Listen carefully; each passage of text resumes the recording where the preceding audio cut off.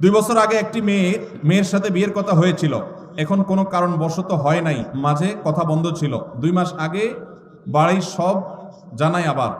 এখন ফ্যামিলি ভাবে কথা হয়, খোঁজখবর নিয়ে আব্বা রাজি না এখন, কিন্তু মেয়ে নাকি আমাকে এখন খুব পছন্দ করে। আমি সব জায়গা থেকে ব্লক দিয়েছি তাকে। তাকে কষ্ট দেয়াতে এখন কোনো গুনাহ হবে কিনা আমার?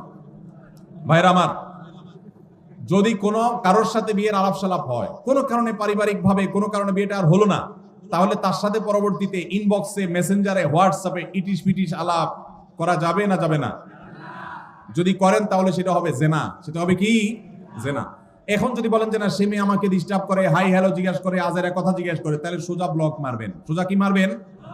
আর এই ব্লক মারলে যদি মনে হয় যে না, তিনিও তো একজন মানুষ, তার মনে কষ্ট দিলে কি আল্লাহ খুশি হবে, তাহলে বুঝবেন যে সাক্ষাৎ শয়তান হাজির হয়ে গেছে। কি হাজির হয়ে গেছে?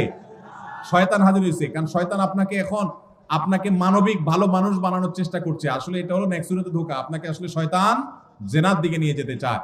অন্যায় থেকে বাঁচার জন্য, হারাম থেকে বাঁচার জন্য যদি কাউকে আপনি ব্লক লিস্টে রাখেন, ইনশাআল্লাহ গুনাহ তো দূরের কথা, উল্টা সওয়াব হবে আল্লাহর কাছ থেকে।